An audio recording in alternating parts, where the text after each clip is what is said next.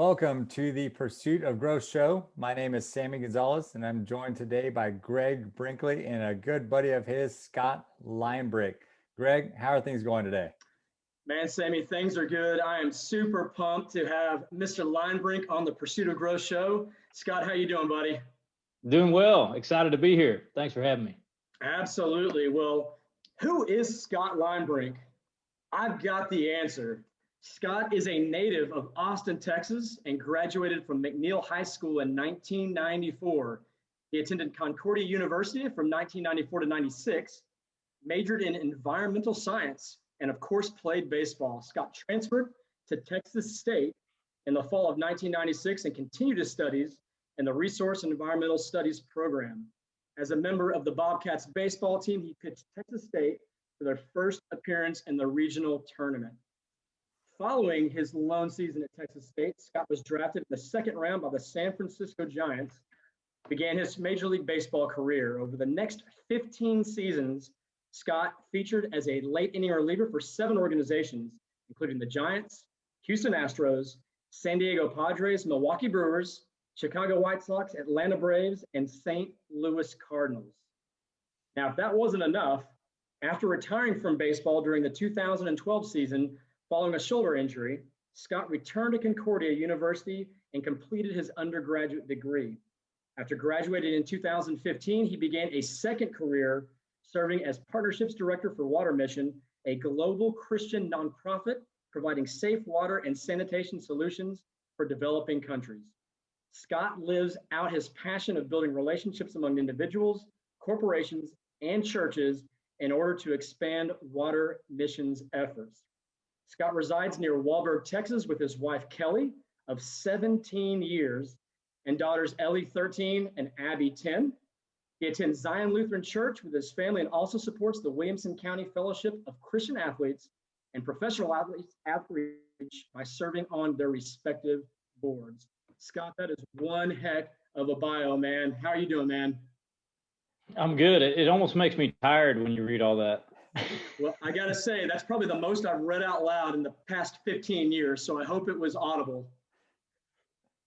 Yes. It was good. Yeah, man, it's been quite a ride. I never could have imagined that my bio would include any of that. And I know we're going to talk a lot about faith. I think you said that comes later in the show, but I can't hardly talk about any part of my story without weaving in faith, because it was very much a parallel throughout the whole journey.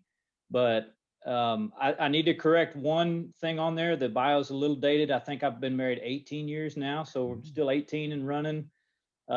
Kelly, I thought you were going to throw this in there, your high school classmate, and that's how I came to know you, Greg.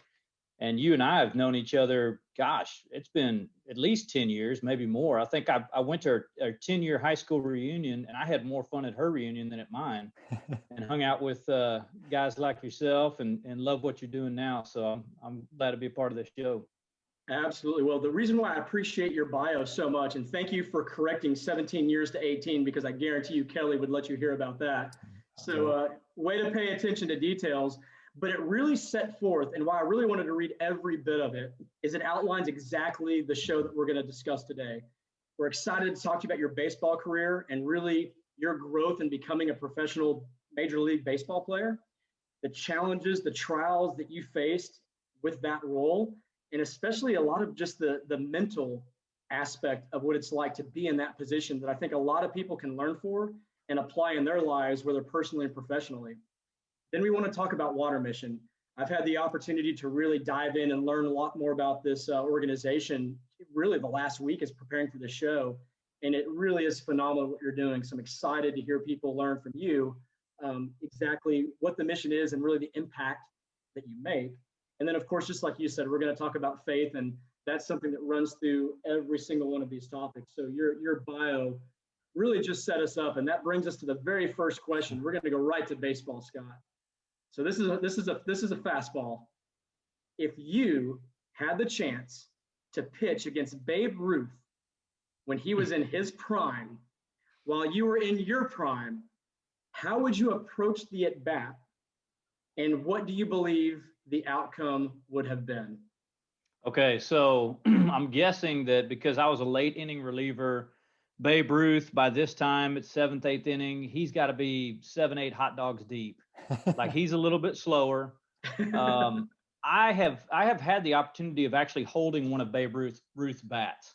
Okay. Now that thing weighs no less than 48 ounces, which, I mean, if you're not familiar with the game today, that's a good 15 ounces heavier than any bat that's used today. Jeez. I mean, that's a significant amount of weight.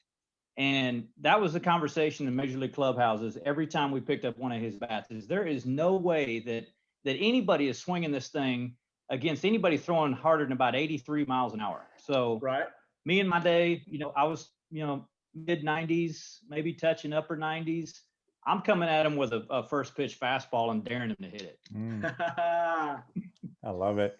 That's the thing. We were talking about this last night and getting ready for the show. We talked about like what would be that first pitch. And yeah, I had a feeling like just some high, hard heat just to see if he can catch up to it. You got to kind of play that gamble. But I wonder, even back then, did they have a slider? Did they have a big looping curve or anything like that? Or maybe what were some of the other pitches that they had back then? Man, I don't know. That's one of the things too. I mean, I'm far enough removed from the game that I look at the game now and I think, gosh, this has changed, or this is so different, or, back in my day, that kind of thing. I don't ever want to be that guy because, basically the game changes and there's different eras. It's a great game because the dimensions have stayed the same. Yeah, there's been some minor tweaks of the rules, but it still works in the same dimensions that it did back in 1880. So that's why I love the game. But I will tell you a story about a modern day era Babe Ruth, who was Barry Bonds, which I got to face a few times. Actually came up with the Giants and was on the same team as Barry. I tried to, just stay out of his way when I was his teammate. So we didn't have a whole lot of interaction. But when I was with the Padres, we're in the same division as the Giants. And so we played them quite a bit. And man, I mean, going up against Barry Bonds, like in those days of 2004, 5, 6, I mean, like he was in his prime. I mean, that was when, 2001, I think he broke the home run record. And he was the most feared hitter in baseball after that. I mean, the guy walked 100 and almost 200 times. He had almost 100 intentional walks. He got intentionally walked with the bases loaded. I mean, just the ultimate sign of respect. But I remember one game in particular where I was facing Barry Bonds, and it was in San Francisco. And it was a beautiful day game. And I'm coming in to protect the lead. And I think we had a 3-run lead. And San Francisco, I mean, it was always packed. And so there's 40,000 people in the stands. And I get the first guy out, which is always advisable when you're a late inning reliever. But sure. I get the first out, and here comes Barry. And I mean, he's got his walk-up music, and he's taking his time. I mean, they didn't have this clock nowadays where, like, you only had 20 seconds between pitches. Right. I mean, Barry Bonds comes up. It's literally like, the Bulls walkout show, in Chicago, like watching them come in. I mean, he takes his time. He makes a big round around the back of home plate, and he gets in the batter's box, and he's, digging in, and he's letting his whole song play. And so, finally he steps in, and I'm like, you know what? There's nobody on base. We got a 3-run lead. Go for it. I'm going to pitch to him. Here we go. My best against your best. Like, I wanted to see how I matched up. And so I pumped the fastball, like, pretty much center cut first pitch. And you can tell he's like almost taken aback because he's used to people pitching around him. And so, you can tell right away, he's like, okay, here we go. It's on. And so it was like this duel. And, we kind of go back and forth. I mix a strike in, couple of balls. Well, he works the count full. And we start this, like, I don't want to say epic battle because, I mean, Barry Bonds versus Scott Limebrink, nobody really remembers this. But for me, it was epic. And he starts fouling off like pitch after pitch. And I'm like, I'm not giving in. I'm not walking this guy. And I'm just throwing fastball after fastball. And he's getting to where he's fouling it straight back. And I had a good fastball that day. So I'm like, hey, if I can get one by him, like that would be the ultimate, feather in my cap. Well, he's fouling it straight back. So like he's got it timed. And so we're just like, I'm going higher and higher and higher with the fastball. I've got him in swing mode now. And I'm like, he's going to miss one of these. So finally about like probably the 5th or 6th pitch in the full count, I throw one up in the zone and he hits it. And I thought he popped it up. And as soon as he hit it, he kind of like flips his bat and he starts this slow walk. And I was like, I'm watching him and I'm like, what are you doing? I mean, get down the base. Yeah. And I turn around only to see the ball carrying over the batter's eye in the middle of center field. I mean, he hit this ball 480 feet. Oh, I cannot believe how far it went. But the cool part, he's rounding first base and he's in between first base and second base. And he looks over at me and he kind of tips his hat. And it was cool. just like an acknowledgement, like, yeah, I mean, you showed something out there. Like, we had this great battle and you didn't back down. And at the end of the day, like, that was the only run they scored, got the next 2 outs. We won the ball game. So, I can't be mad about that. And hey, I'm proud to say Barry Bonds, one of his home runs is off of me. Scott, you probably don't know this because I don't know that I've ever told you, but the season that Barry Bonds broke Hank Aaron's all-time home run record, you were playing against him. It's when you were with San Diego, and it was a game where I want to say he was either one shy or he was like right there in terms of he tied the record. He was looking to beat it, and you came in. And it was myself, Chris Washington, and a few other buddies. We were watching, just shaking, like, please don't let it be Scott that gives up the home run that sends him into the record book. And, man, I can't remember exactly what happened, but I do know that you got him out. Or maybe you didn't face him. Something happened where it didn't happen. I remember we were just, like, relieved, like, all right, man, Scott got through it. Way to go, bud. Do you remember that at all, that moment? Was this in Houston? I want to say it was in San Francisco, but it's been a while. Okay. Well, if memory serves me right, I think what you're talking about was actually the season home run record, McGuire's. Was it McGuire? Was it the 70 or 69? That's what. Okay. Yeah, and I was out. Yeah, and you're right, because I remember Barry was on deck and there was 2 outs and Rich Aurelia was up.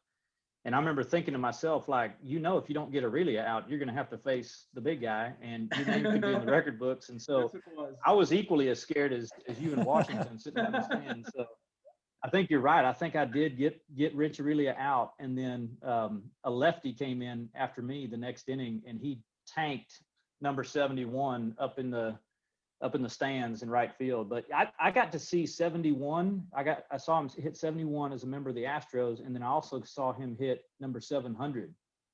And that was when I was with the Padres. So seeing those 2 home runs were pretty momentous. I know that growing up, baseball was such a big part of both Greg and my life. I'm a huge baseball fan. Astros were actually my favorite team. I grew up in South Texas. So looking back over some of your career and learning from Greg, some of the teams that you played on and did some research. I'll tell you played with a kind of a who's who of my, coming up in the baseball world. The Bagwell is my all-time favorite player. Biggio, Berkman, all those guys. I remember growing up with my uncle loving Jose Lima. Like anytime Lima time was a big deal for my uncle, and Oswalt and Wagner and all those guys, Lidge, Alou. I started not wearing batting gloves when Alou showed that you didn't have to wear batting gloves too. So they're a big part of my life. But I just wanted to know, like, did you have, any funny anecdotes or stories about, some of those guys, or like how were they in the clubhouse or outside the clubhouse? Oh, goodness. Yeah. So, I mean, there's characters all over the place, and I mean, I guess we're sticking with the Astros for now, but I could tell you stories about, each one of the characters and the other teams I played for. But Lance Berkman is still a good buddy of mine.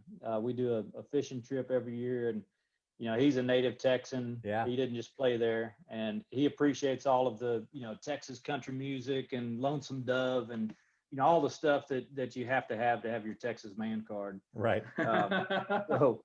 So we really enjoy getting together, but man, you talk about a storyteller and a prank puller. Lance would always say you have to have an injury like ready, at any given time, because something might happen on the field where you don't want to look like an idiot. So you have to like fake an injury, so everybody goes, oh, well, he's hurt, So one story that he tells is how and I think this probably happened more than once, but he had forgotten how many outs there were. And he's playing first base. And so he gets the second out and like, makes his punctuated catch and starts sprinting off the field and gets all the way across the field before he realizes he turns around and there's nobody following him. And, in a quick split second, he's like, oh, hamstring. And so he pulls his hammy and he starts, dragging his leg across the field. Trainers run out. They're like, you all right? I think he just had knee surgery a few weeks earlier. So he's like, yeah, let me, run a few laps down the side. And it's like early, like now. And I think they're playing like in Baltimore. So, he's running laps up and down. And I think Andy Pettit's on the mound. And, Andy's like having to throw extra warm-up pitches to stay loose. And so finally Lance comes over to the mound and everybody's like gathered on the mound having a team picture up there. And they're like, Lance, are you all right? He's like, yeah, I just forgot how many outs there are. He said, Pettit just looks at me and he goes, you're an idiot. So he's like, all right, here we go, guys. Let's get to. I love it. Yeah. It's that's the kind of stuff that you don't realize happens on a field, and there really are just a bunch of third graders out there playing and having fun. I always remember watching that team and the Killer Bees, and that era was such a big deal for me. But yeah, some of the other, that was a fantastic time in baseball. There was so much going on. It seems like the people now get so many analytics, they get so much detail, which I'm a kind of data nerd anyway, so I love all that stuff. But back then it just seems like there was just like they really did a good job of telling those stories too from some of the characters that were out there. Did you have a character from a different team you wanted to talk about? Well, yeah, gosh, where do we start? There was one guy in particular who loved, and I'll just leave names out of this because I don't want it to be defaming, but his favorite thing was to, get on the bus whenever we would pull up to a new city and you had to take the bus from the airport to the hotel. And he liked to tell jokes up front, had like a whole stand-up routine. He'd invite people up there.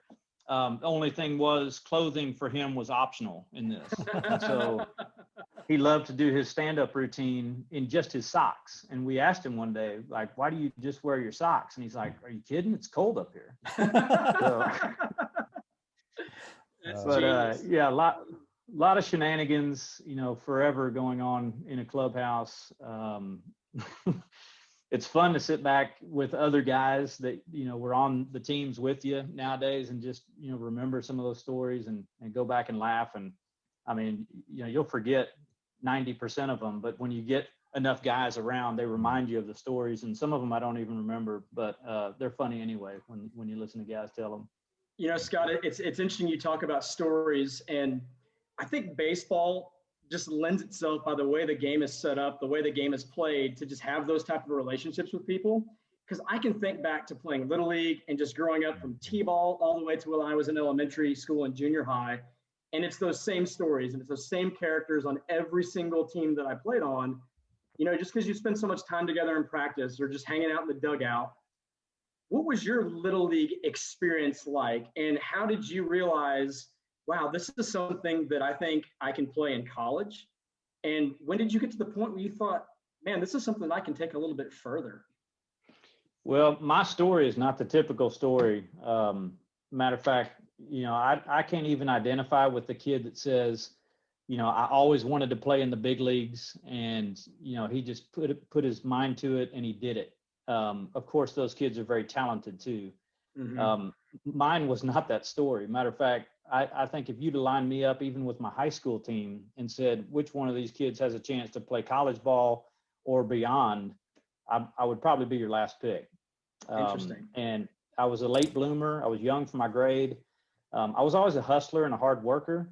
And I think things just came together at the right time, developmental wise. But, there was so many, when I look back at the things that had to happen, and I think we could all do this in life, whether it's a career path or whether it's a relationship, how we met our wives. There's things that, like, if that one little thing didn't happen, if I didn't stop and share a cab with that girl, I wouldn't have a family right now. So to me, it's amazing to look back at some of these, pivotal moments and just think, without that, my life could have taken a complete different trajectory. Now, if you look at it from the standpoint of, just an earthly standpoint of, well, that's just fate or that's chance, then, you can start to get into the metrics and, talk about what were the chances of that happening and 1 in a quadrillion, things like that. But I tend to look at that as very much God's hand leading me. And it's very easy for me now, in retrospect, looking back on that and account that to nothing more than God's provision for my life. That was his plan for me. And he designed me to be a baseball player, and he did not take a traditional path that most people took. And I think even more so that it's easy for me because of that to look back and go, it's nothing but God. I mean, I didn't do that. Greg, you asked at what point did I realize that I had a chance to play in college ball in the major leagues? Well, I mean, not until I put on a college uniform and was on a college field did I even know that was possible. And then likewise, I mean, putting on a major league uniform and sitting on that field, I thought, my goodness, how did this even happen? So yeah, it was always something that I never took for granted. I always appreciated. I always try to put myself back in the shoes of the little kid down the third baseline, trying to get autographs or just catch a foul ball. And what a cool thing to be able to be that guy in that uniform and, go get a foul ball and run over and hand it to a kid and just watch his eyes light up and turn to his dad, give him high five. And it's so cool to be part of that and make it full circle. But grateful for every experience, grateful for every step in the way. And my journey, I guess we can probably talk about that a little bit more later, but, it very much diverged between, hey, if you work hard and if you're disciplined and if you really do everything, things will work out. And then on the other side of it, you really just have to submit everything to God and say, God, I hold all this in the palm of my hand and you be the one to decide whether or not you take it away or you give it to me. And it was really, a balance between that, but also coming to that realization that everything, all good things come from above. And really, I can't take credit for anything. Somebody once said, and I love this verse, or not, it's not a verse, but it's a saying, but, work as if everything depends on you, pray as if everything depends on God. And I really like to take that in every aspect of my life. But, I want to be a man of prayer. And I know that God is leading things in my life. It doesn't mean that I am completely excluded from the equation. I'm going to work hard, but know at the end of the day that if it did work out, if anything is worth talking about, it's because God made it happen. Love that. And Scott, talk about your hustle. So you mentioned that was one of the things that you really had as you're kind of progressing from high school into college and into the pros. So one, talking a little bit about what are some examples of what that hustle was? And then two, when you're at this point of your life, was your faith fairly strong? Or are you telling that story looking back in hindsight, realizing how much that faith played a part of it? Or did your hustle plus your faith really kind of galvanize you forward?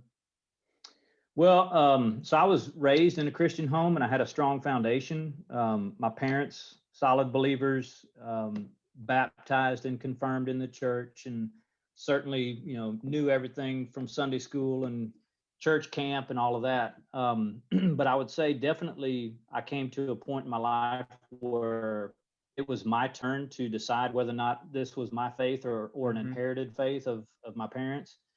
And that was that period probably between college and early years in pro ball, really minor leagues. And there was probably I'd say from about 1995 till 2002, that period in there was really kind of a wandering for me. And there was, it wasn't like I was off the rails over the top, but it was getting away from home, being around people that were not of the same background as me. I had a strong desire to really fit in. I'm the guy that comes into a room and wants everybody to get along. And so if I can tell a joke and make everybody laugh, then even better. But, if a fight breaks out, it's like, man, we got to fix this. We got to make sure that these guys don't go home mad. That's just who I am. So, I realized that there was a tendency for me to want to be a people pleaser. And, that's a hard environment to be in. College, away from home, and then, moving into pro ball in a very cutthroat industry, and guys from all over the place, and you're wanting to do everything that you can to succeed, and you got all these other cares and concerns, and at the end of the day, it's like, you kind of just need an outlet. And so, a lot of times that led to activities and things that I knew that I shouldn't be engaged in, but I wanted to be a good teammate, and it's just figuring all that stuff out. So, that certainly was a period. I think, without the baseball career, God would have found a way to bring me back. But certainly that experience in baseball through college and the minor leagues really, kind of put the rubber to the road, and made me realize, or ask myself, what do I believe? And there was some teammates too along the way that really challenged me, mentors and chaplains and guys like that I really credit a lot of my faith journey, bringing me back around to them. Yeah, it's interesting that you shared that story, because I have a very similar story. And in fact, the book that Sammy and I wrote, The Pursuit of Growth, it really starts out with me describing how I went through kind of my wandering years, which were actually decades, and really had put a mask on and was really living with one foot, understanding that I needed to be in the world that I grew up in, and I knew the truth of the church, but then the other foot in the world. And then what ended up happening was both feet were in the world, and I started to question everything about the faith that I grew up with. But ultimately, that led me to really pursue growth in what is it that I believe? Why do I believe it? And over the course of that process really brought me to understanding how important my faith is, and really just galvanized me into the person that I am today. And that's a lot what our book is about. And again, it was different people and a lot of just my own conviction and praying and just really putting that side of things first. And that's what I tell people so often is I'm like, when it comes to our faith, don't just sit idle. Like, what can you do to be challenging what you believe, to be expanding on what you believe, and really, really come to understanding, the truth behind whether it's the scriptures or, the faith you believe. Why do you believe these things? Is it feelings? Is it because you've heard other people talk about it? Or have you really investigated and really, really diving deep into what it is? And I'm curious, when you were playing baseball, was your faith something you shared with other people? And was that something that you were able to do fairly easily? Well, not at first. It was something that definitely took time. I think, for me, I was figuring it out for myself. And so in a lot of ways, I wasn't ready to go out and share. And I would say that is an encouragement to others too, because I've seen that happen too. Somebody that has a transformative experience, and it's like, all of a sudden I want to go out and tell everybody. And, you got to realize, when Paul talks about, you're going from spiritual milk and then you're graduating into the meat. And he actually, kind of scolds the Corinthians at the time, because he's like, you shouldn't be drinking milk at this point. You should be further down the road. You should be eating meat. But there's a lot of new baby Christians that just need to drink milk for a little bit. And they need to get that foundation before they go out and really start proclaiming themselves and proclaiming God. I mean, there's nothing wrong with telling your story, and I don't want to discount any of that. But there's a cost. There's a cost to discipleship. There's a cost to evangelism, to stepping out. Being that guy in the clubhouse, that might have to stand against some of the things that are going the way of everyone else and groupthink. But it takes time to strengthen yourself to do that, in the same way that we train our bodies to go out and play the game of baseball. Just because you hit a fastball down the left field line, doesn't mean that you got it all figured out. I mean, you got to practice that, just repetition over and over, and you got to make sure that you've got a strong stability before you go out there and really put yourself out. Because that's one of the things that the Bible promises, is that in this world you will have trouble. But we know that God has overcome that world, and we know we have him, and we know that he's going to give us a word at the exact moment, the exact word. But it takes time to walk with him to realize and grow in that dependency of him. But yeah, Greg, I wanted to go back to what you were talking about with that 1 foot in, 1 foot out, because that carnal man, that's the most miserable place that you can be, to know what I should be doing, and yet I'm doing something else. And to wake up every morning and have the guilt and the shame, and to know that, gosh, I screwed up again. And it's a lonely place. And we feel like we're unworthy. And then we feel like we can't get started again on prayer and studying God's word, because, God is so upset with me. He's got to be upset with me. I screwed it up as bad as I can screw it up. But that's the thing is, God is a healer. He's a physician. He's got the cure for you, and he wants you to come to him, and it gives him joy to heal you. And I'm reading a wonderful book right now called Gentle and Lowly. And it really dives into the heart of Jesus, and it gives some great examples in talking about, what Jesus truly wants to do, who he wants to be in our lives. And we focus a lot, on what Jesus has done for me. But this book really goes into who is Jesus, what is his heart. And that's what I love about it. And that's just really helped me in growing in my relationship with him.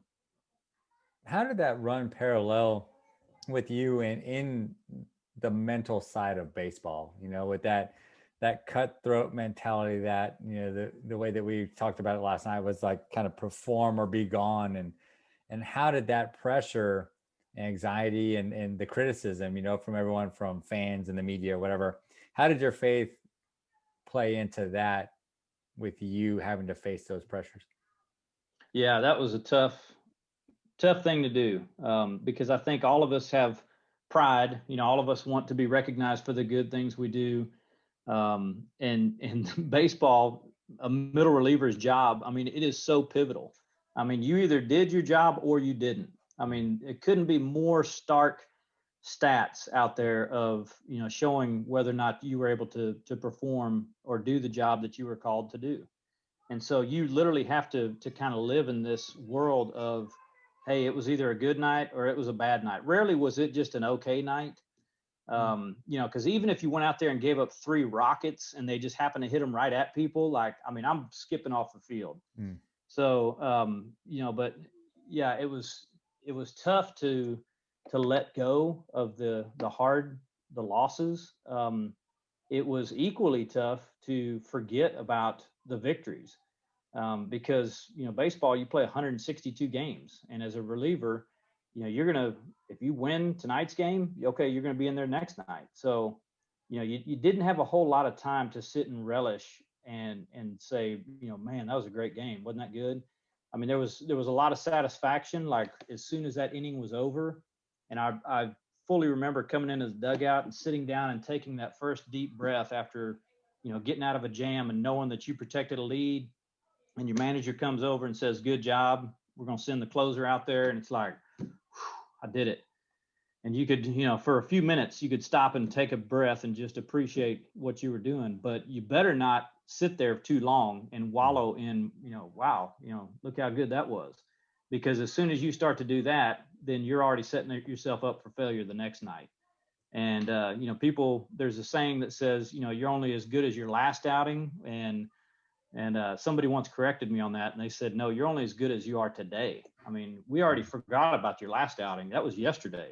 You got to be good tonight, and you got to go out there and help the team win. But man, to see that come together was an exciting thing. But when it didn't, and sometimes when you get in those slumps where you didn't do your job for multiple nights in a row, and then you get shuffled to the back end of the bullpen, and then, you watch somebody else step up and take your job, and you watch him go out there and know, if I was pitching well, I'd be pitching in that spot right now.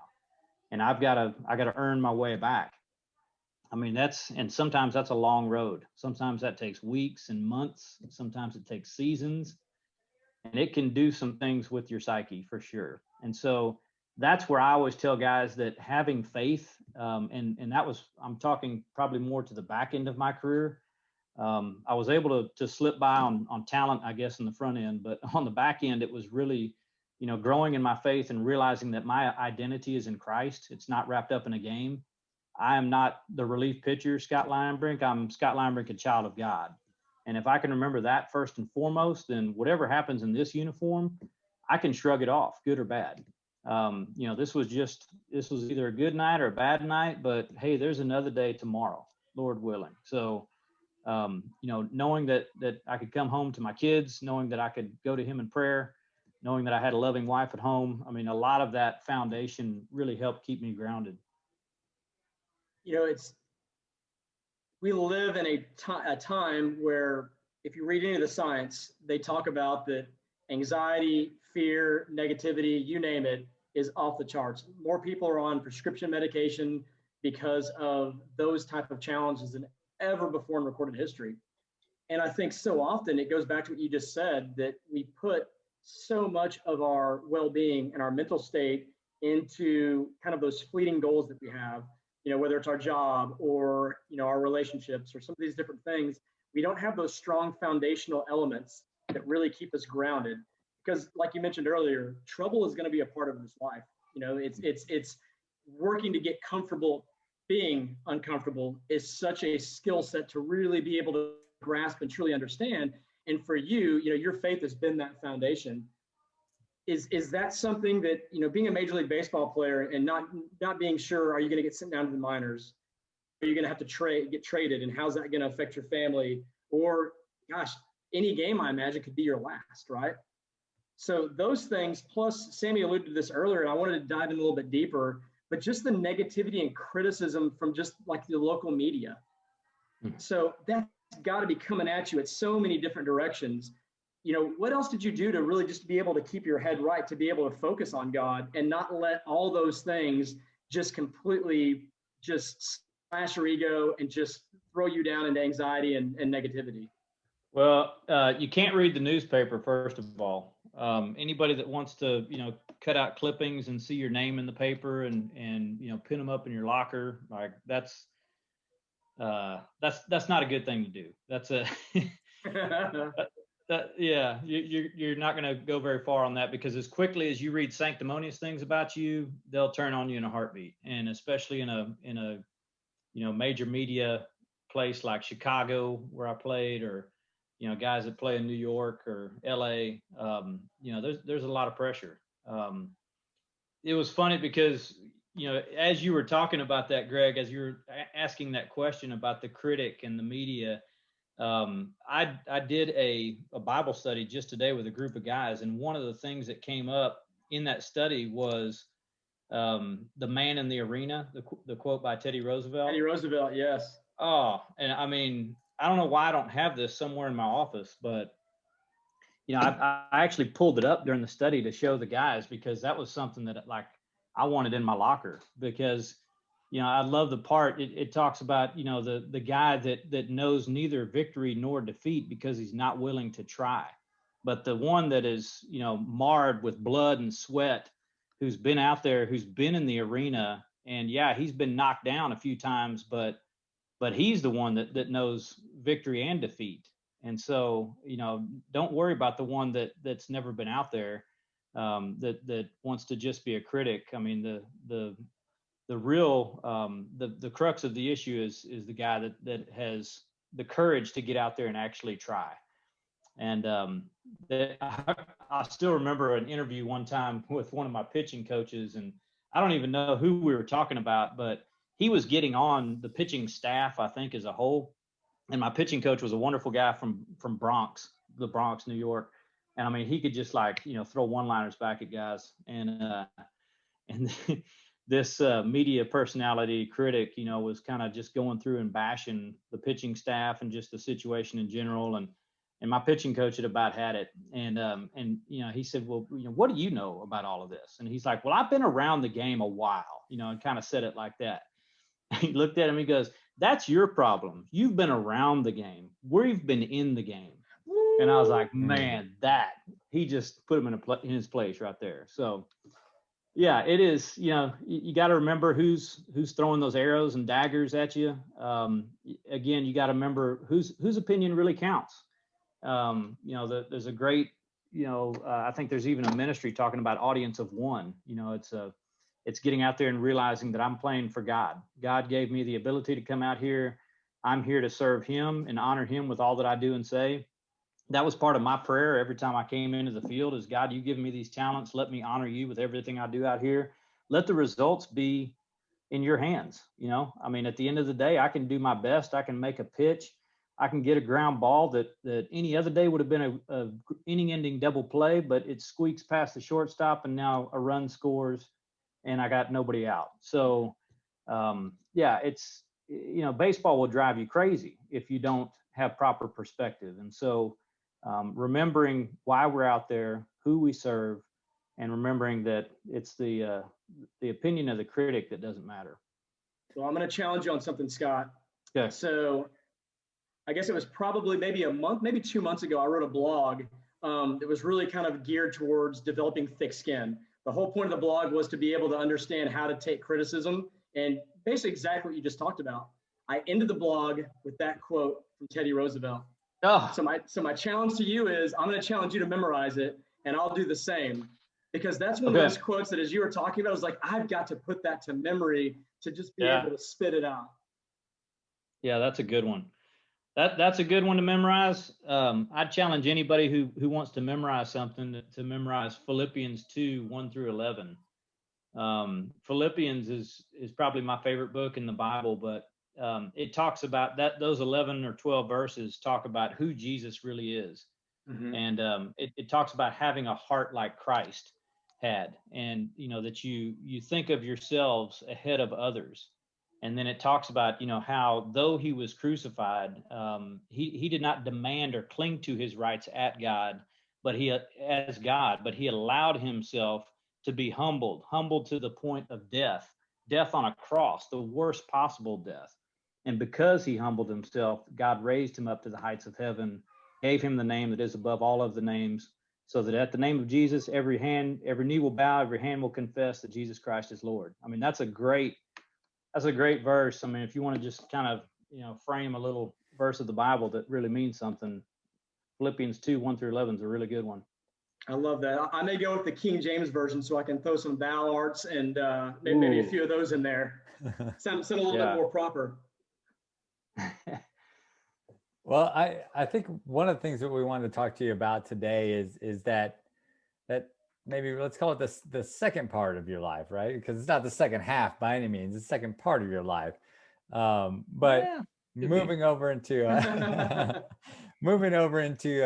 your career after baseball, talking about Water Mission, and really wanted to give you the opportunity, number one, to tell the audience who may not know much about it, give us that introductory kind of intro paragraphs or two, that extended elevator pitch. We're going all the way up to the top floor with you, and okay.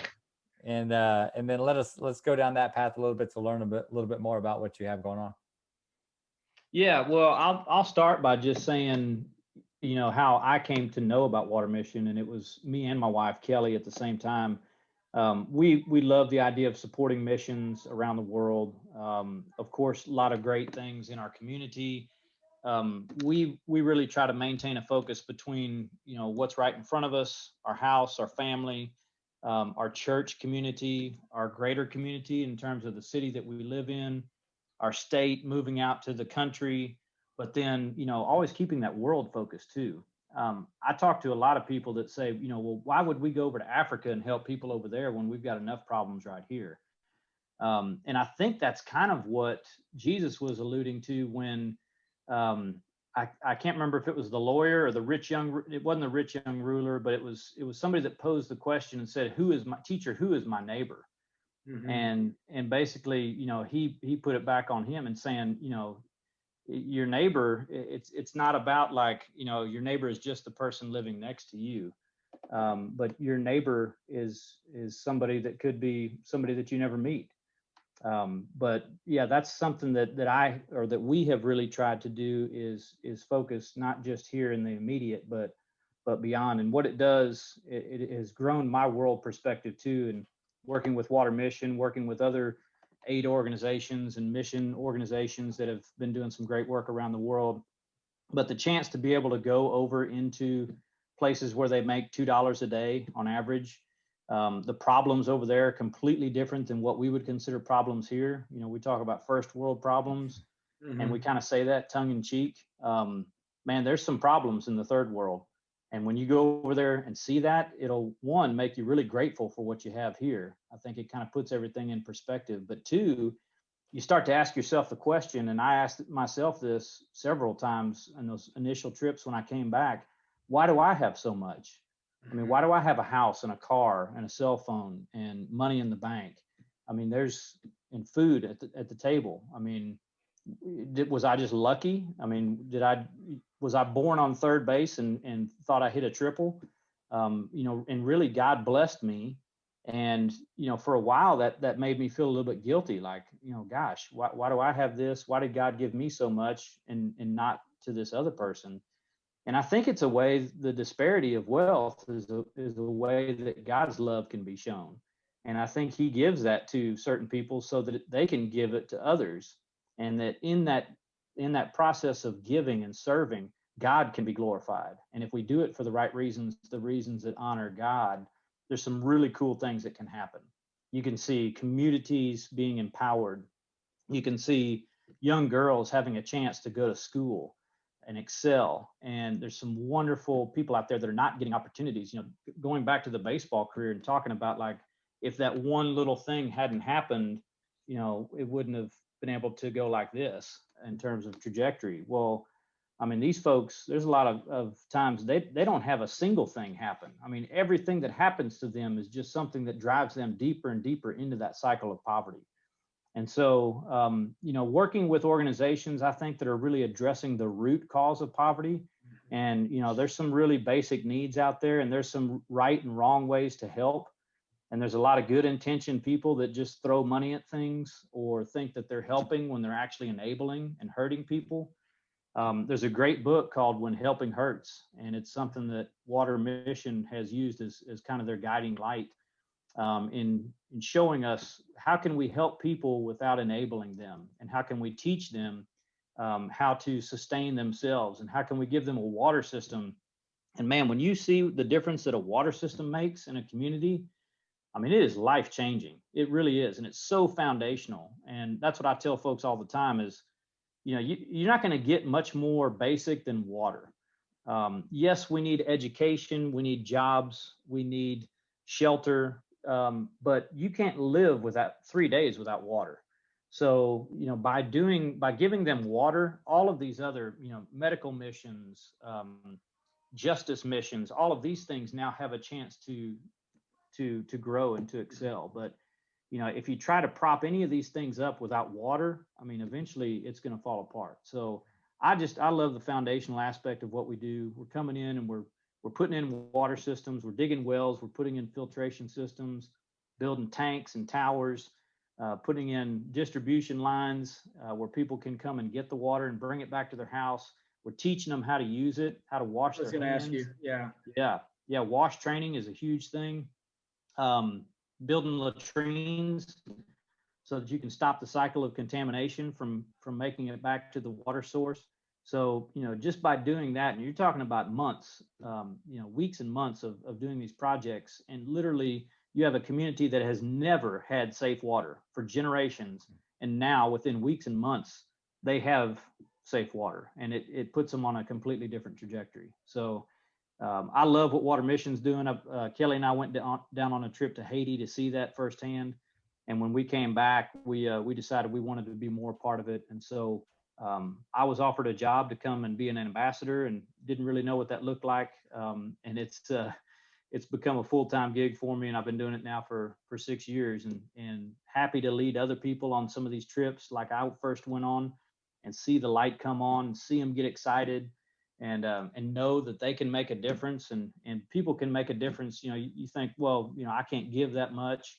Well, yes, you can. I mean, for something as little as $25, you can give a person safe water for life when we're talking about these community projects. So it's really a neat thing.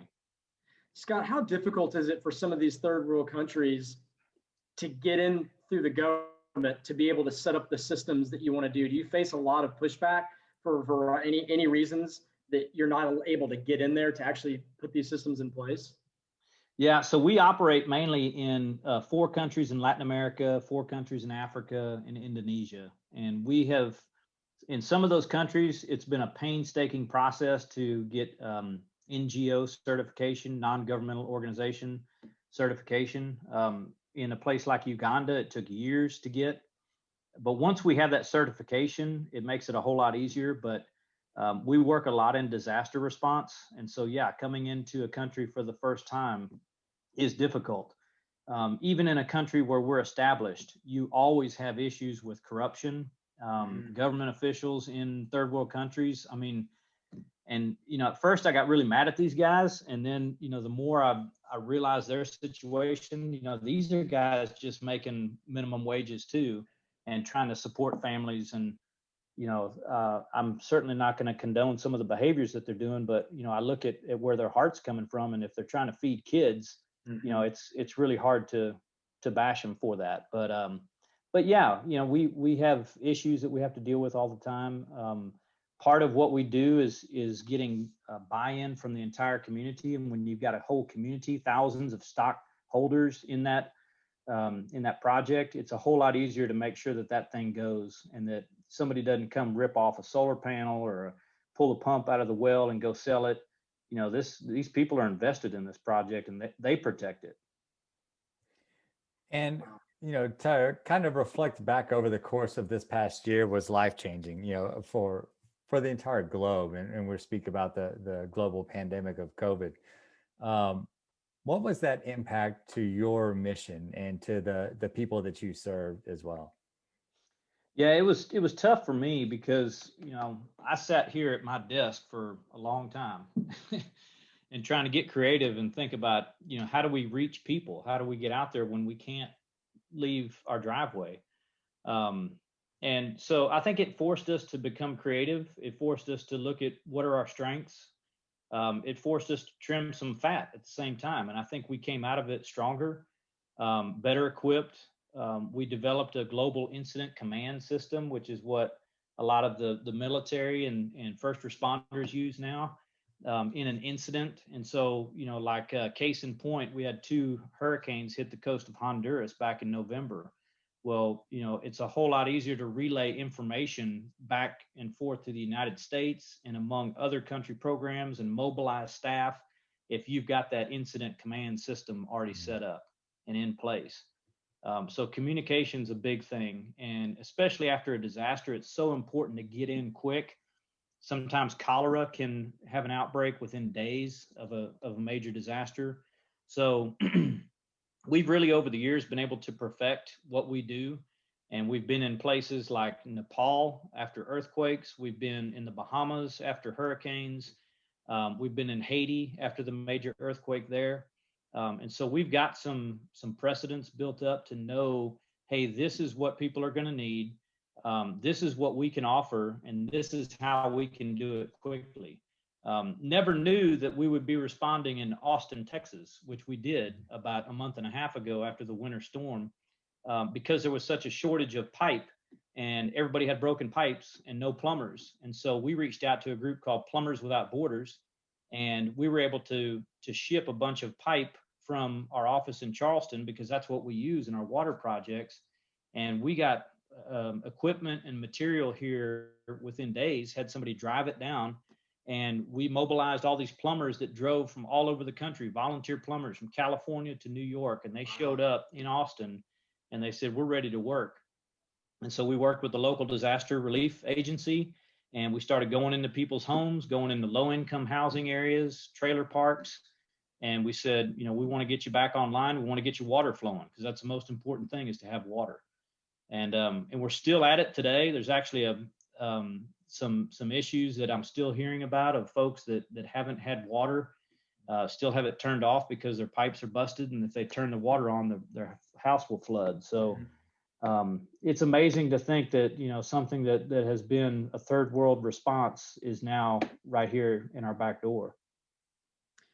So Scott, what is your role in terms of, you're an ambassador, you're plugged into all these different areas. It sounds like you're really hyper-focused in Austin right now, but what does kind of a typical day, maybe a typical week, maybe a typical month look like for you in serving with Water Mission? Well, I love getting out and talking to people. Getting in front of them, of course, is always best. We try to do events. We just had our major event in Charleston, and we do what's called a walk for water. And we do these actually all over the country. And it's really cool because the average distance that's traveled is about 3 miles for someone without safe water. That's what they travel to go fetch water, bring it back to their house. Talk about the millions of hours that are lost every day just by women and children that are having to go get this water. And instead of cooking and taking care of their families or kids going to school, they're fetching water. I mean, that's literally robbing them of time. And so that's the idea here, is that we start with buckets, empty buckets. We walk about 1.5 miles, and we have our filtration unit pumping safe water out. You fill up your bucket, and the second half you walk back with a full bucket. And so it really makes you, I mean, you know, and it sounds simple, but until you walk a mile in somebody's shoes and carry that bucket, that's when it gets real. And you think about, man, people do this every single day. And usually the water that they're carrying is not even safe to drink, but they're going to that length and that distance to bring it back, and it's contaminated. They drink it, they get sick. Now they got to pay money to go to the doctor. That takes money out of their pocket that could be used on food. They can't go to work because they're sick. So they've lost productivity. Kids can't go to school. They can't earn an education. I mean, it is just a vicious cycle. And so much of it, the root of it is in water. And it's really amazing to think that something that simple as water is holding people back from living the life that God intended them to live. So we do that, and we hope to spread awareness about that. We've got something really cool called the Mobile Discovery Center, which I'll pitch here because it's going to be in Dallas. It's coming to Texas, and this is so picture like a mobile museum, but it's 3 semi-truck trailers that link together and form like this big U, and people can walk through it and they can get an experience, and it's for kids and grown-ups of all ages, and they can basically see the beauty of water, water in creation, and how God moved upon the surface of the water when he created the world, and you know how water interacts with people and how we use it for farming and agriculture, drinking, washing. And then talking about the water crisis, which there's over 2 billion people that lack access to safe water. So that's 30% of the world's population. And that's who we're out to help. And then talk about the solutions, that there are solutions out there. And that's the thing. We're not talking about the cure to cancer. I mean, there's a solution to this problem. It's a matter of scalability. And so we hope that by this traveling museum that's going to go to a bunch of different cities, that people will see that this is a problem, but there is a solution, and we want to invite them to be a part of the solution. So Scott, do you know when it's coming to Dallas? It is going to be in July, and I don't know the exact dates, but yeah, I don't even know where it would be published. But if you hear about the Global Water Center coming to Dallas or to a parking lot near you, go see it. Yeah, I think one of the things we'll do is Greg and I will keep an eye out for that, and we'll publish that via our channels as well, because I think that one of the things that we've done, you know, Greg and I have both, Greg still works there, but for Vogel Alcove, it's a nonprofit organization that serves homeless children. And I spent 8 years of my career there with the organization too. So both of us have a passion for helping others, and I utilize my skill set now to be able to help promote and share information for people that are doing good in the world. And I think it's crazy to me. You know, we were working with homeless children, right? So a fundamental need, right? Housing and shelter for a family.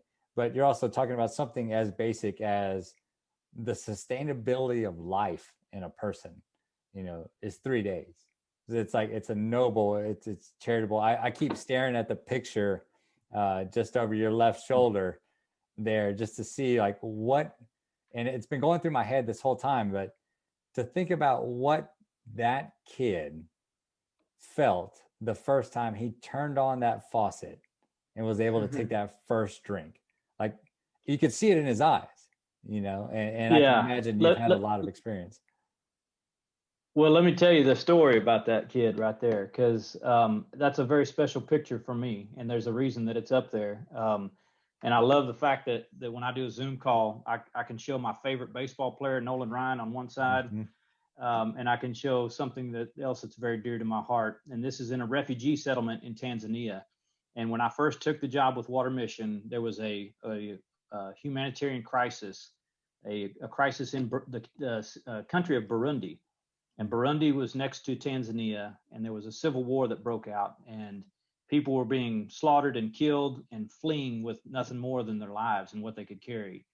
Traveling weeks through the outback of the African wilderness, families being separated, heard terrible stories of these families that endured so much, walked to the border where they were picked up and taken to a refugee settlement area.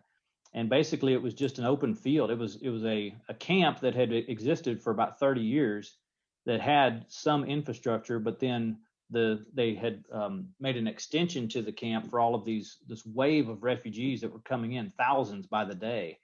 And they literally had no place to go. I mean, they were giving them building materials to put up, these meager stick tents, but they had no water infrastructure. And I should have shared some pictures of this if I knew we were going to talk about it. But I mean, literally, there's a picture of like muddy green brown water, and these kids are in the water, and they're pulling water out to take it back to their tents to drink. And so UNICEF, the UN, came in, and they were passing out bottled water. It was costing them tens of thousands of dollars a day just to pass out bottled water. And they said, we can't sustain this. They said, we need help. And so Water Mission stepped up and said, we think we have a solution that we can help you. And we sent 10 filtration units and pumps and generators, and we were able to pump that water out of that green, muddy river, pump it through our filtration and make it clean and safe to drink, and add chlorine and make it, like what would meet U.S. drinking water standards. And within 17 days, we had hooked all of this up and piped it into these multiple points throughout the camp, and a tap stand just like that boy had turned on. Those were located throughout the camp, and within 17 days, we were providing water to 25,000 people. And it was just really a cool thing. And the neat part of it was we didn't plan for that. I mean, that literally happened. I think I took the job July 15th, and that disaster struck August 5th. So, 20 days after I took the job, all of a sudden we've got this crisis, and we said, we're going to send this equipment and people, and we're going to help these people, but we have no way to pay for it. So we need help. We need to tell this story to as many people as we can. And we had some awesome supporters come on board and say, we're with you guys. We will help you do this. And that camp is still there today, but now they have deep water wells. They have solar panels that are providing power, not generators that have to be filled with fuel. They've got long-term sustainable plans for keeping that up, and we're providing water to 150,000 people. Wow, that's amazing. Thanks for sharing that story. That's awesome. Yeah, Sammy and I both talk about consistently the power of gratitude, and how gratitude is the quickest way to change your attitude. But I believe that gratitude isn't only just being grateful for the blessings in our lives, but also finding the ability to be grateful for your challenges. Right? And be grateful for your trials, because that's what sharpens you and helps you ultimately to grow the skill sets and the abilities, I believe, to then use that to serve others. But focusing on the blessing side of things, it's amazing. If you really want to change your attitude, just focus on your morning routine. For most of us here in the United States, you can wake up and turn on a faucet to brush your teeth, that you can use the restroom and flush it where it disappears. You can hop in a shower and get clean anytime you want to, and then you've got drinking water to drink before you leave the house. Just those four things. How many people in the world can't say they can do that, Scott? You said 30% don't have access to safe water. Yeah. I mean, 2.2 billion. 2.2 billion people. So again, the gratitude that, wow, we live in a place that has this infrastructure. And then that really ultimately leads me, Scott, to the question of what can people do to help? So what are some things that Sammy and I can do, that people listening can do, that we need to get more people in our community, our country, and our world? I love how you talked about the solutions there, but what part can every person play in helping us there? Well, and like I say, the biggest thing is awareness. It's just, most people don't even realize that there is a global water crisis, or they don't realize the extent of it. They don't realize the problems that result from not having good water. There's a lot of people, even when you go to these countries, that they think, well, I mean, you might get sick from drinking this water, but my stomach has been calloused against this and I don't get sick. Well, that's not true. Everybody will get sick. It may take a little bit longer for somebody that's got a little bit of immunity built up against it, but eventually it gets everybody. And eventually it will cause a loss of productivity and a loss of people being able to live as God intended them to live. But I think the big thing for us is, I love what you guys are doing. I mean, y'all are out here challenging people, and I think there's a lot of books, there's a lot of great speakers, there's a lot of podcasts. There's plenty of opportunity for people to grow, and what y'all are doing. I mean, you're impacting a lot of people. I'm trying to do the same thing, and I think if we had more people, again, take that attitude of gratitude, like you're talking about. Entitlement is such a big thing. We think that we're entitled to all of this. When you realize that you're entitled to nothing, you'll be grateful for everything. And that's what I try to teach my kids. And, just to know that, without the grace of God, I would have nothing. And so therefore, if I have something, why has God given me that? Has he given it to me just so that I can have more than I need? No, he's given it to me to share. And so it's really some simple messages that we learned back in kindergarten. We just need more reminders of them. And we need people that are just worried about being kind instead of being right.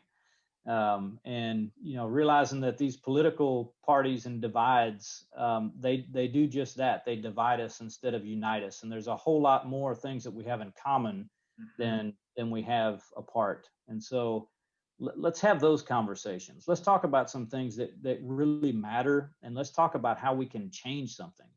I was talking to my brother-in-law today, and he had a great line, and I said, man, I'm gonna steal that, because we were talking about this idea of service, and we're talking about how to get a group of guys together and make this service group of where, if somebody's fence falls down, or somebody, an older lady needs her yard cut and she doesn't have the money to pay for it, she can't do it, let's just go over there and do it. Let's create this group of guys that is, comes together in community and helps our community. And in so doing, we are about faith and action. And he said, it takes it from the surface level into service. And I'm like, man, that's good right there. It's not surface, it's service. And when we just talk about our faith, or when we talk about the things that we believe, but we don't do anything about it, well, then do you really even believe it? Because, James says faith without works is dead. And we don't do the deeds so that we're earned God's favor. There's nothing we can do to earn his favor anyway. But when we understand that we've already got that the victory's won, that he's given us salvation, well, then I want to go out and do something to show that I'm appreciative for it. I've been given everything, so why wouldn't I want to give back? Can you say that line again, the entitlement line? Because I think it's so key, and I'd like to copy that down. Yeah, I think I said when you realize you're entitled to nothing, you'll be grateful for everything. Yeah, I definitely, Sammy, there may be a couple stars next to that quote when he said that, when I wrote that one down. That was a great one. And Scott, I might have robbed that somewhere. That's the great thing about being in your 40s. Like, you read stuff all the time. You don't know who said it, but if I say it on a podcast and somebody said, Scott Limebrink once said. Whoa. Scott Limebrink had these amazing words. It was incredible. But, and I'll take it a step further, Scott, where I tell people that I think the most selfish thing you can do is to lead a life of service, because the feeling you get in return from consistently serving others it's better than any drug you can take. That dopamine hit you get from serving people. And I believe that that's why God put it in there. And so I say it's selfish, it's tongue in cheek, but again, you get so much in return if you can just focus to others. And that's one of the things in, the book that Sammy and I wrote, we have a whole chapter on love and service, and it goes to exactly what you said. It's not lip service, but it's action. And what are you doing to plan these things? Don't just sit around and just wait. Now be ready, be prepared to serve, but also how can you sit down and be intentional? How can you utilize your strengths and your skills and say, where can I go that I can be an assistance, and just make that a part of your life like anything else you do. And it's amazing how just, at least in my life, that transformed my day-to-day and who I am as a person. Yeah. So you said I could shamelessly plug some things here. Please. Absolutely. I'll plug my podcast, and I've had a really good time being on this podcast and being on the other side of it. But I've started a podcast, and it's called Get in the Game, and you can get it on Spotify or Apple or wherever you get podcasts. But that's basically what the focus is. And I'm interviewing some of my old teammates, and I'm trying to hit heavy with the list of guys that people would recognize their names. Mm-hmm. So the first three that we talked to are Andy Pettit, Dave Roberts, and Trevor Hoffman. Oh, wow. So I've really enjoyed these conversations of just asking guys, what does it mean to serve? And what have you done to serve? How did you use your platform in baseball to give back to others? And how did that make you feel? And it's really cool to listen to these guys talk about that. I think everybody enjoys, peeling back the layers behind the uniform and the Mm-hmm. stats and all that they saw them do on the field, and realize that these are some really great guys too. Seeing them save up money and put a trust fund aside so that all 10 of their nieces and nephews can go to college. I mean, just some really neat stuff.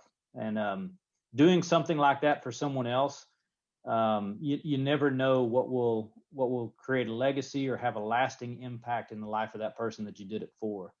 And that's exciting.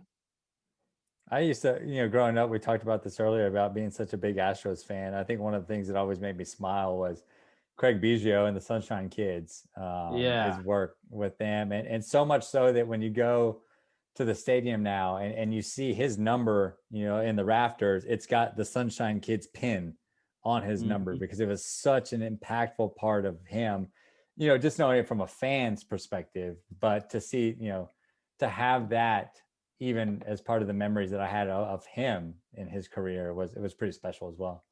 Well, and I'll speak for myself, but I think a lot of the guys would say this too, is that, doing those things, we were encouraged to do that because the PR department, the media team, like they would always come to us and say, what are you passionate about? How can we help you in terms of, doing something to give back or for the community? My big thing that I got into is military appreciation. Mm-hmm. And I can tell you that I'm a different person because of the guys that I got to meet when I was doing that, and hearing their story and listening to the humility and the selfless way that they went about their job and did not even want any recognition. And you're talking about guys that are missing 2 legs and an arm and, just no big deal. It was just amazing to me to talk to these guys. And it did as much to change me as it did to anybody that was watching that. And I think, a lot of those guys would say the same thing that had those experiences. Scott, or go ahead, Sammy. I was going to say, one of the things that we had talked a little bit about that Greg pulled up and shared with me was that you had the opportunity to train with special forces back in the day. And we just kind of wanted to get a little bit more information about that, but then also what were some of your key takeaways, or what were, kind of describe your experience there with them? Yeah, so that is a very loose way to put it, that I trained with special forces. I was basically the target, that they got to shoot. But no, this was a really cool team of elite warriors from a branch of our military that came in. And this was a buddy of mine that I had played against, never as a teammate, but he invited me and several guys to come up and take part in this training exercise. And it was just so cool to watch these guys operate and, come in and clear a room, or, jump out of a C-130, the night vision capabilities, the drone attacks. I mean, I don't know how anybody stands a chance against these guys. But I left that weekend with a lot of things on my mind, but one of the things that I left with was this one guy, Rudy, and he would always say this. And we always have a tendency to hey, be careful, stay safe. And somebody dropped that, like, as we were going somewhere, like, be careful, watch yourself or something like that. And he looked right at it and he said, no, it ain't about staying safe. It's about staying dangerous. He said, when you're safe, nobody's got a target on you. But when you're dangerous, that's when you're a threat. And we always want to be a threat. And he really did a great job of weaving it into our faith too. You think about the guys that stepped out and stepped up in the Bible: David, Moses, Abraham. These guys weren't worried about playing it safe. I mean, they were stepping out into the fire. And so, that's kind of our idea in this life, is that, we take preventative medication and we lock our doors, and we do all these things to make sure that we create this safety net so that nothing can happen. And we kind of lose that edge sometimes. And we realize that, no, we're supposed to be out there on the front line, and we're not supposed to be just laying back and trying to, get to 85 or 90 or, make it to retirement. God wants us to be warriors. He wants us to be out on the front lines. And so we got to stay dangerous. So that was probably the biggest takeaway from that weekend. Scott, I think one of the biggest areas of growth our society has is a change in mindset that our purpose in this life isn't to achieve comfort, which, if we're being honest, the majority of people in this country, that is what their pursuit is. It's the pursuit of comfort, right? And again, it goes back to what this podcast is named. It's the pursuit of growth. It's about pushing. It's about being uncomfortable. It's about growing in your faith and your attitude and your character, in your love and service, and all these areas that we've defined as being critical for our personal growth and well-being and ability to serve others. And quite honestly, it just comes straight from the Bible of what God instructs us to do in terms of how we live our life. And so that's just such a great example. I love that. It's not about staying safe. It's about staying dangerous. Wow. Well, I'll share one of my farming experiences with you, because I've become a part-time farmer too. We didn't talk about my olive farming venture, but I grow olive trees here at my house. And I hope I can say I still grow olive trees. The winter was pretty rough on them. Right now, they're not looking too good, but we got 12 acres of olive trees. And one of these days I'm going to write, like, probably not a book, but maybe like a short little devotional. And it's going to be called Observations of a Central Texas Olive Farmer, and all the things that I learned by watching these olive trees. And of course, there's a lot of great biblical references to olives and farming. But one of the things, to your point, Greg, and talking about, the stress is what really shapes us and makes us grow. When we first planted these trees, we put stakes in the ground, and then right next to that, we planted the tree. And the tree was only about 18 inches high. And I mean, it wouldn't even stand up on its own. It would just fall over. And so we had to go around, and we had these like collars, and they were, cardboard, like sleeves. And they were about 2 feet long and about this big around, hollow on both ends. And so you would take the tree and the stake and grab them together and then slide this collar over the top all the way to the ground. And I mean, this took forever. I mean, we're talking on 8,000 trees. And finally I was like, and these things would fall over. The cardboard would rip and tear when it would rain, and we'd have to go back and replace them. I'm like, why don't we get some wire and tie the tree to the stake that it's standing right next to, and that'll hold it up until it's strong enough to stand. And my buddy, who knows much more about olive farming than I do, said, because you have to allow that tree to move in the wind, because without that wind, it'll never grow roots strong enough to support it. And it's literally that wind that tries to blow that tree over that promotes the root growth, versus if you were just to stake it to a tree, it would never grow those roots. And I was like, man, that'll preach right there. Yeah, right. So yeah, I mean, you're right. I mean, we all gravitate toward comfort, and we all want to, have our strong, stability that we can lean on, but that's not what makes us grow.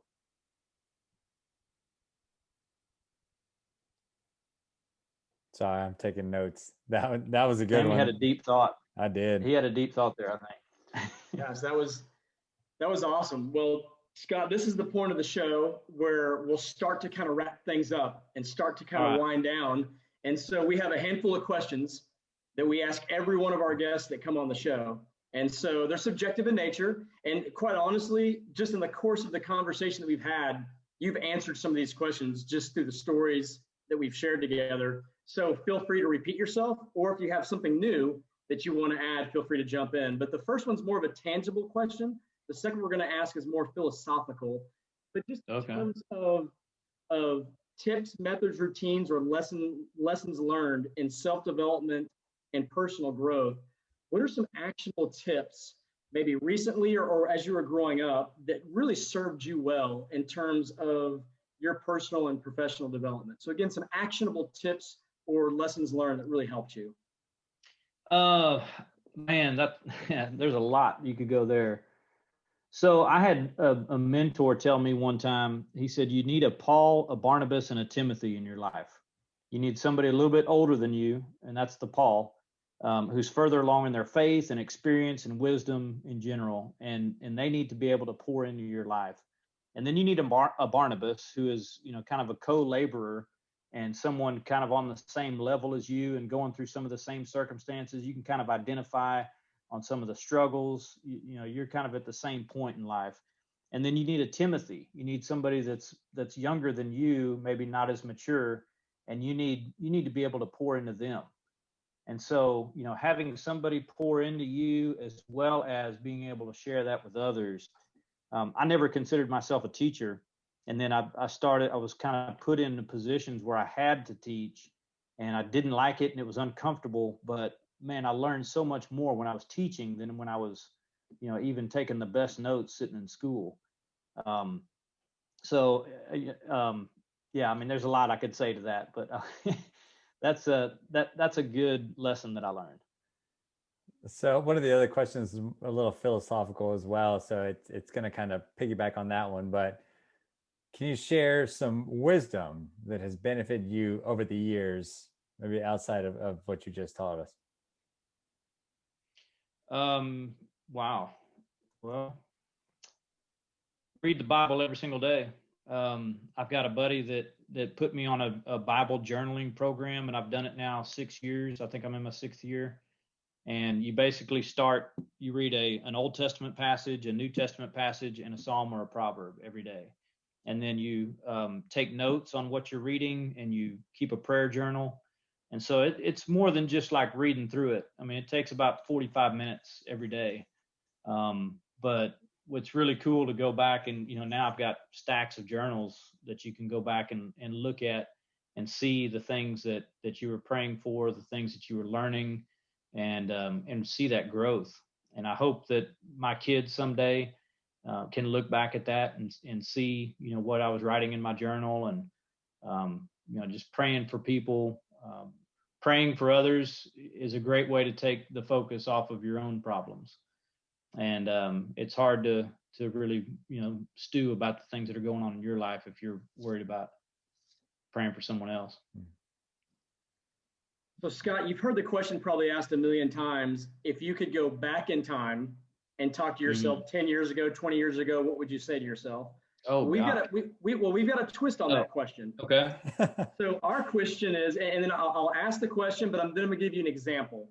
Mm-hmm. So the question is, what advice would Scott today give to Scott 10 years from now? So, for instance, when we were kids and we could plant the time capsule when you were in 1st grade, and then in 8th grade, maybe you dug it back up and you'd be able to see. So if you could write yourself some encouragement or a note or a Scott, I want you to make sure blank. What would you tell yourself in 10 years? I was just having a conversation with a buddy of mine about this, and I think there's always a struggle of just like wanting to do something big. Like that's just always in our hearts. Like what's the big thing I'm going to do? I'm going to write a book, or I'm going to have a podcast, or I'm going to be in a movie, whatever it may be. And, there's that, I think it's a book actually, or a quote, a long obedience in the same direction, but just doing the same thing, being obedient in everything that we do every single day. Like that's what an extraordinary life looks like. And not being worried about like, I'm in my mid 40s now, and I'm thinking about, what am I supposed to be doing the rest of my life? And I mean, I love what I'm doing now, but is this what I'm supposed to do for 20, 30, 40 years?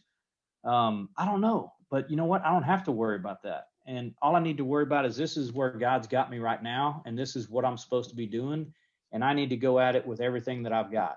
And 10 years from now, when I'm 55, there will be something that I'm supposed to do then if I'm still here. And I want to be able to go at it with everything I've got, and not always be looking to, what am I supposed to be doing next? Don't worry about next. Tomorrow's got enough worries of its own. Just take care of today. I love it. And it's like a wise man once said, named Gus McCrae, the older the violin, the sweeter the music. There you go. So, man, with age comes amazing opportunities if you choose to live life the right way. Mm-hmm. Love that. Well, Sammy, this is the part that I think it's our favorite part of the show, and this is going to be a tough one for you and I. So, Scott, this is where Sammy and I take everything that we just talked about, and we pick 3 things that really stood out to us that we share back with you.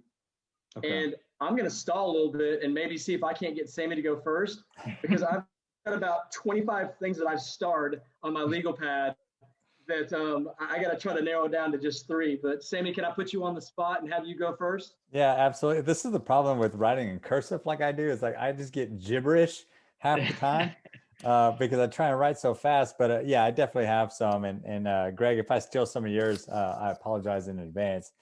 But one of the things that I focus on a lot, I tell, I've got 2 young daughters, so a 5-year-old and one about to turn 7. And every day I tell them before they go to school, as I drop them off, I say, what are my 4 words? Be kind, be helpful, be smart, and be brave. Like those are 4 things I want them to focus on. But I think one of the things that we talk a lot about, and maybe I need to add this as a 5th, is that gratitude element. And that's why I wanted to rewrite down that phrase, was that entitled. If you're entitled to nothing, you'll be grateful for everything, because we talk a lot about that. And so I really appreciate you saying that. And I'm going to find a way to weave that into the 5th element of my daily routine with them. Something I also wanted to point out that I'm taking away is that you mentioned about your hustle and your hard work. And you weren't the person that would be picked out in a lineup for starting pitcher for my team, but I think that you've shared in many instances, even going back to that last tip of read the Bible every day, that it's the practice and it's the repetition and the hard work to achieve that life and to achieve in faith and life together. So I think that really resonated with me as well. And then you mentioned my last tip here, my last thing that I pulled away from our conversation amongst everything else was, you said that in the context of people giving to the organization or to any organization, but people don't think that you can make a difference, that you can't give. But you said that, yes, you can. Mm-hmm. And it's more, it'll do more than you think. And I think that if people go in with that mindset, that's a growth mindset. And if people understand that, what they're giving does make that difference, does make that impact, they see the impact that they're giving, I think that they can realize that they can do more and give more and help more, because it takes everything. 2.2 billion people, 30% of the world with no safe water. I mean, I think just from your aspect of the organization that you work with and many others that do a lot of good, people, yes, you can help. So just go ahead and start. Amen. All right, Love Greg. That. Well, guys, I'm just gonna be transparent. I believe in the pursuit of growth, and so I had to grow my 3 takeaways to 5. So I'm gonna go with 5. So I'm gonna cheat. One came very, very recently that you just said, and I just love it. Especially when we're talking about our goals in our life and our purpose in our life, a long obedience in the same direction. Man, that really hit me. And as somebody who, as someone who has to daily do kind of my mental mindset and really focus on my goals, my character, my faith, my Bible, all these things, I've got to get my head right every day. That's going to be a saying that I'm going to write down to look at. And it's going to become one of those affirmations, one of those quotes that I look at. So thank you for sharing that. Scott, I love when you talked about, you hear the example often, you're only as good as what you did yesterday. And you made the point that someone shared with you, well, no, it's really what have you done today? And what that really reminded me of is, yes, it's valuable to look at the past and learn from it. It's okay to have a sharp eye to the future, but where you really need to be present is in today, and you need to be present in the present. And whether that's in sports, in work, in relationships, wherever we are in our lives, be present today. And then I love the analogy of have a Paul, have a Barnabas, and have a Timothy in your life. It's basically have a mentor, have a solid partner, and have someone you're mentoring. And just the value that adds to your life, and you put those type of people around you, it's amazing. These challenges and trials that we talk about become so much easier to be able to overcome when you've got that type of a team around you. And then kind of going, we're talking about water mission, and this is something that Sammy and I know very, very well in serving homeless children and homeless families. There's a big difference between helping and enabling. Mm-hmm. And I think you've got to be careful, because out of the goodness of your heart, you may try to jump onto a feeling of wanting to help. Well, make sure you take a step back and really educate yourself on what help really means and what needs to happen for that help to actually take place. Love that you mentioned that. And then the last one, my fifth one that I took, was read the Bible every day. And in fact, that is a rather new hobby. That's a rather new habit that I've incorporated for about the last year and a half. And I've gone from realizing that I need it every day, that I've got to do it morning and night. And I'm actually writing a blog right now that talks about the benefits that these different studies have done to show just in terms of mental health, how just reading a little bit of your Bible every day, what that does for your life. And so I love that you shared that as part of your wisdom. So, Scott, I could probably go on for another 15 or 20, but those are the 5 that I starred the most. But man, what a fantastic conversation, and just overflowing with actionable ideas and just things to think about and things to act upon. This was awesome. Well, you guys encouraged me too. Greg, I love what you said about be comfortable with being uncomfortable. That's so true. And Sammy, I love that you have 4 things, or maybe now 5, that you tell your girls every day. I got 2 girls too, and man, these girls need their dads, and they need repetition. You know, we talked about repetition earlier. And I think about things I look back on with my dad or my uncles, and the things I always remember them doing. Like, we need to create those things for them, and know that, man, Dad always did this, or he always said that, and sooner or later it'll start to sink in. Yeah, that's my hope, at least, one day. So we're still working on it. But Scott, I think this wraps up our podcast here. But one of the things we always want to do, you were able to do this earlier, but tell people, number one, where you want them to go and visit, as far as if it's for water mission, if it's for your podcast, whatever it may be. And I'm going to link all of this up in the YouTube video that we have, and then we'll share that on the blog as well, and via the e-blast. So tell people how they can get a hold of you, or how they can connect with you. Yeah, well, I would say first, if you're looking for Water Mission, it's just watermission.org. That's our website. There's a lot of great ways to engage and be part of the solution and hear more about the crisis. I would point people to something called Sports Spectrum, and it's sports plural spectrum. So there's 2 S's back to back there. There's a lot of great, and I've written actually that article that I mentioned about the Stay Dangerous. That's actually one of the articles in there. But there's a lot of athletes that have done blog articles from all different sports, not just baseball. There's some video testimonies in there. There's a lot of, if you're interested in hearing about where sports and faith collides, that's where you get it, is at Sports Spectrum. So go check that out. And check out my podcast, Get in the Game, Scott Limebrink. And it's, like I say, Apple, Spotify, anywhere that you have a podcast app. You can go there and search it and subscribe. And every other Friday, we'll have a new interview posting. So I think we got 3 on there now. We'll have another one, not this Friday, but next Friday, and then every other Friday. So we'll see how long it goes. Well, Scott, before we started recording, you asked us what's the secret to a good podcast. And I'll tell you right off the top of the bat, right exactly what it is. The key is having awesome guests. Mm-hmm. And you were an awesome freaking guest, dude. This was such a great conversation. And so again, thank you so much. And we'll close by just sharing with all the audience that if you want to learn more about the pursuit of growth, you can visit our website at www.livetpg.com. You can access our blog, this YouTube show. You can order the book, The Pursuit of Growth, which is the second greatest book ever written besides the Bible. That, of course, from Greg and Sammy. But as always, man, this was such a good time, Scott. Thank you again. And we want to have you on again. I can already tell you that. You've got to come on again, and we got to keep talking.